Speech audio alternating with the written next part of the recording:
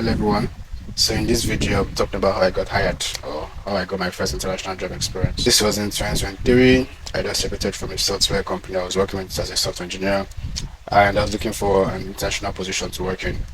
And I had my clear goals, which was I wanted to work in an international organization. And I didn't really think of being paid. I was even looking for roles to volunteer for, like roles I could work in for free.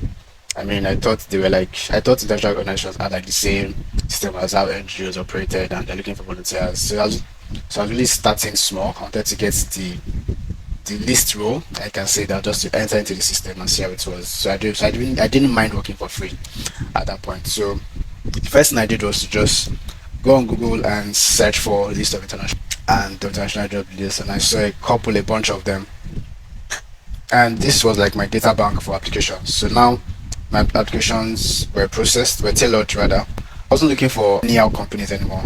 I was looking for international organizations. I mean UN, World Bank, UNESCO, UNHCR, ILO, those kind of organizations. So I knew where to search. I think the first step if you're looking for an international job is to know what type of organization you want to work in. Do you want to work in the oil and gas industry? Search for companies in the oil and gas industry. Do you want to work in manufacturing? Search for companies in manufacturing. Do you want to work in international organizations? What bodies? Search for organizations in that industry, basically. So that's what I did, and I checked each of them, and I applied I checked their job boards and applied to jobs available on their job boards. So I didn't just go to LinkedIn and search this and this in this company. No, I went straight to their websites, straight to the companies or the organization's job page, job board, and I applied to job available roles that were suitable for my skills there. And what the organization I worked with was UNHCR. This is me during my last few days of internship and up my other interns as well. So I worked with UNHCR, and the same process I did. Went to the job board, saw position called the communication intern. It was going to be in Geneva, and I just scrolled through the job description. I checked it out. It was not really tasking. It was a serious position, but it wasn't like I wasn't needed to code or build a dashboard or build an integrated system. I was just to maintain things already in place, which is something that I could do. I mean, I'm after a lot of Python, Node.js, a lot of WordPress, Drupal that I would use as side gigs and all that stuff. So yeah, let me just see how it goes. And what the role needed was someone that could, help in designing graphics, doing using Canva, creating communication materials, and also maintaining their websites, which are like technical parts of it. And why they're not looking for anybody that was just good in graphics, looking for someone that could do everything. And at that time, this was like a God-given role, because at that time I had all these skills jugged up in my head and I could use them, but I've not seen a role that could make me apply all the skills to that particular role. So I applied for the position, went through an assessment, went over, and I was called for the interview, and I was able to work in the organization. At first, when I was applying, I wasn't looking at money, because as an intern, I think the popular news around the intern community in UN is that interns don't get paid, and that is just for if you're working with the UN directly. So I think back when I was an intern with UNHCR, UN interns when they working UN did not get paid at all. So they don't get paid stipends. If you're working with UNHCR, you get paid a particular amount, got the full transport allowance, something of that nature.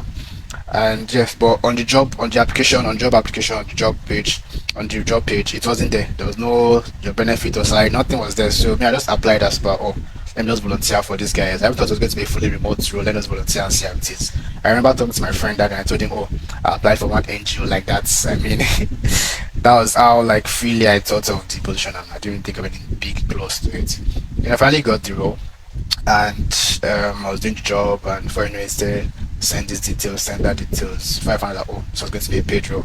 So I think you should also look for things that you can do without the idea of getting paid for them. I think that will make your job search less tasking, I guess. Yeah. Like if you clear out money, if you clear out all the organization noise and know companies you want to work for, and you know this role suits you, just apply and see where it leads. I mean, so that was like my first step into the international organization circle, and I did my internship for 6 months. It was a very good experience. I wrote about it in an article here that I'm going to attach to the description, so you can also read and get a feel of what it is. And yeah, so quick, simple steps if you want to get an international job. I think the first step is to know type of industry you want to work in. Do you want to work in aviation industry? Do you want to work in international organizations? What bodies do you want to work in? Health? Do you want to work in manufacturing? Tailor your search down Then also when you settle your search down, check the companies, search the companies or organizations in that industry spectrum and apply it directly to their job boards. Don't go through LinkedIn, don't go through other job boards. Go directly to their job, to the company's job board, to the company's job page or job board and apply directly there. And put in a good application and make sure your skills match what they're looking for. Then don't be too worried about money, just apply. You never know what's going to happen. So yeah, that's just a short description of the whole thing. In the coming videos, I'll talk about in detail the interview process, what I did, what I got prepared. I will even show you the assessments and I was able to scale through, and also steps that have helped me along the way, working there, other things to notes, and also things every application type of jobs applied to and like so. Thank you very much and see you in the next one. Bye.